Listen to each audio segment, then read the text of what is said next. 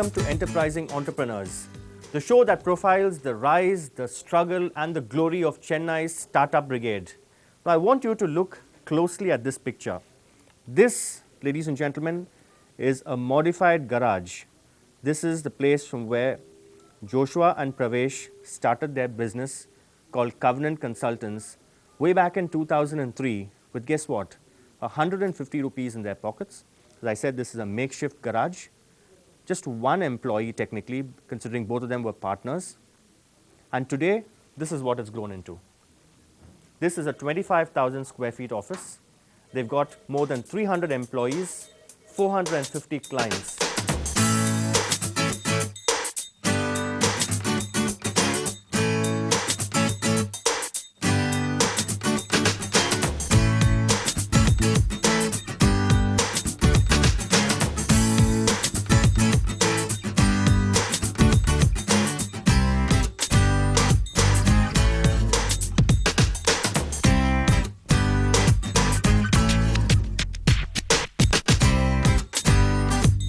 Covenant has signed quite an interesting bond with its employees or stakeholders, whatever you call them.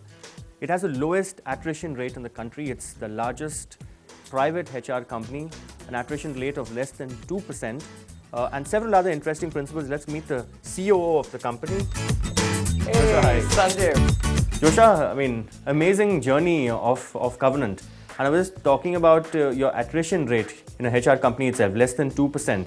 That's a record of sorts. I mean, absolutely. I mean, I always keep telling my team that, as individuals, we lose and as a team, we win. And I believe that's been a secret because this is a dream, and this dream is not possible without everyone working together as one team. So who's the CEO of the company? Absolutely. Again, it's a very novel concept. Our CEO is Jesus.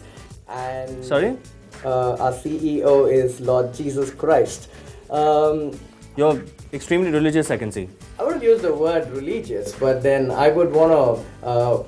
You mean it's on record? It's on record, not on paper, but we believe as a company on its values and on its principles. That's how this company is based on. How do you account for this? I would call this a meteoric rise. From 2003, I think your first asset was a gift of a laptop. Yes, that was from my sister. 150 what? Pocket money virtually. Absolutely. No capital but pocket money. Absolutely. A makeshift garage, Yeah. which we just saw that picture of. Yeah. So how do you account for the rise of Covenant? From a worldly perspective, I would say the team and the clients who have supported us throughout.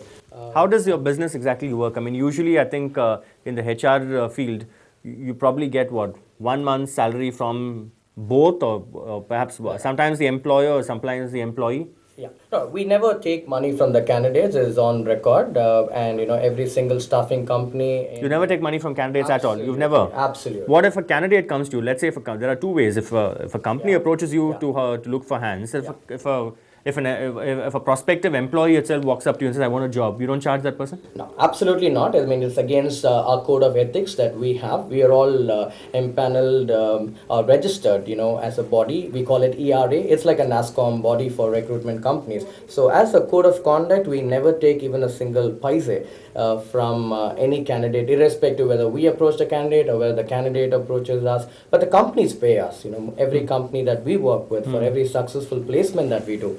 What is your turnover now? I mean, the turnover roughly would be around 24 crores. And this year has been very good to us. God willing, we should touch at least 50 crores. So quite an exponential rise there.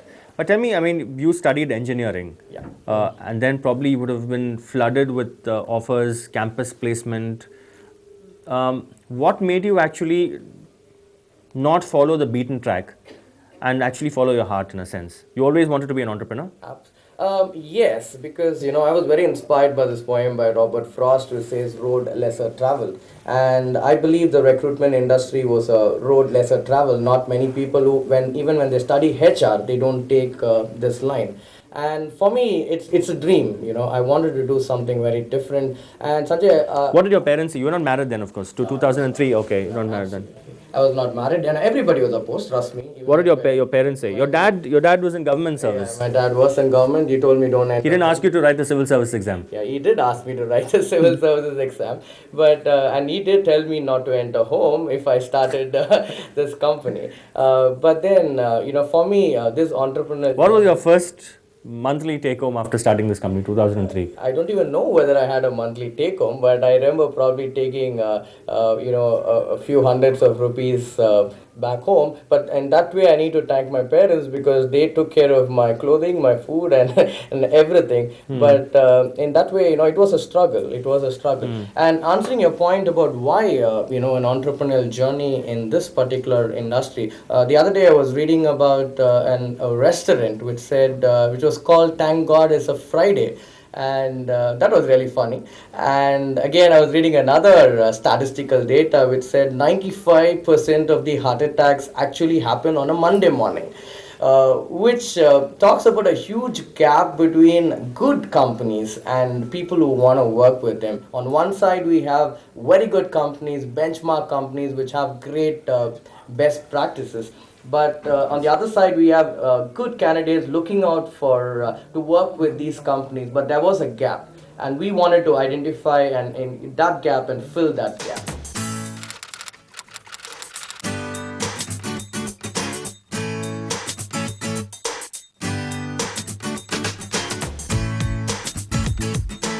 You also convert the water into wine here and the losses into profits here. I mean, probably I would rather say we would like to. Do you call your growth a success or a miracle? You can actually call it a miracle because this is a dream come true, and this would have never happened, unless or until nothing short of a miracle. But then I also believe that miracles don't happen unless you sow the seed. So They say God helps those who help themselves. Absolutely. I mean, if you just keep saying I pray, and you don't do your work, I believe that is not what the right strategy is. You do your best and leave the rest to God, and God blesses you. So that's how our company is based on. We come from a very, very orthodox, strict family where 10 p.m. is a curfew at home, and if you don't get in before 10, you're out. But then they started understanding. You always have a garage to go back to. Oh yes, absolutely. There are many days where I've slept in that garage. And but tell me, when you say you have an office in a garage, I mean this is a kind of business where you need to meet people, you need to interview people, need to size them up. So if you have an office in a garage and that's where you've operated from that space for how long? We've been there for almost close to 2 years before we got our So 2 years. next So office. in those 2 crucial years, the formative years, where would you do your interviews if you operate out of a garage? What, you sit on the bonnet of the car, or where did you do your interviews? The interviews, we had like a makeshift place, under the trees, and I remember conducting interviews. Candidates have come under the trees absolutely. and all that. We've done it. I've seen good old days. I've seen people getting haircuts under the trees. But this was what we did recruit under the trees. I'm sure there are a lot of candidates who will be watching this and who testify that. But also, the apple fell on the head, and when you thought about gravity, you did an Isaac Newton. Absolutely, we got a lot of stories like that which happened. Not just apples, we had cockroaches, we had a lot of But did that inspire? Because a lot of people say, the office. Yeah. Show me your office and I'll tell you how successful you are. So did that inspire confidence really in your clients? I mean, to be honest, I had, I was blessed with certain very good clients, and they had gone out of the way to help me. Who was your first client? How did it happen? Oh yeah, again, my first client I'm deeply indebted to is a BPO in Tidal Park called Ajuba Solutions. And that was one company which really welcomed us with open hands. I remember their HR team and, we just went and approached them, and they didn't even care who we are. All they said is, give us the results, and, So we what are... was the initial order, and how initial much order- money did it give you? Oh yeah, the initial order was around 40 call center candidates which they wanted, and we had gone to after we got the order, we felt as if the whole world wanted us to succeed. So we went to... You felt that you had converted water into wine. Absolutely.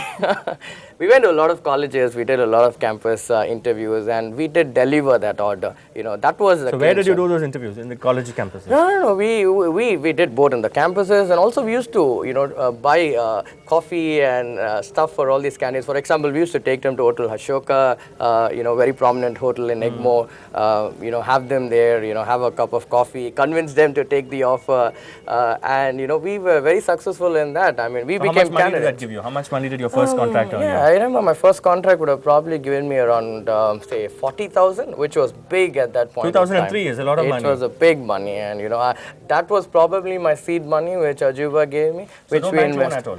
Absolutely not. We No did bank not loan. take. You have not taken any loans so no, far? we did, kind of take it probably in the future years, probably around 2006 and 7, probably to expand and to give an advance to an office. But what you're saying is from 2003 till 2006, you didn't take any loan. You borrowed no money, except from your dad to sort of your basic needs. Yes, absolutely.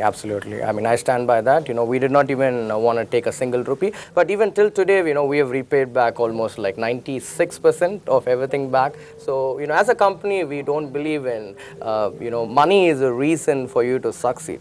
I completely believe that today, a big question which other entrepreneurs are asking is, I don't have the money, I have a great idea. But trust me, it's not about money. If you have the will, just go get it. If you have a dream, just protect it, and just go for it, because money will follow success. So, all we need to do is be the best in the industry. Probably and money you can write follows. Who Moved My Cheese Part 2.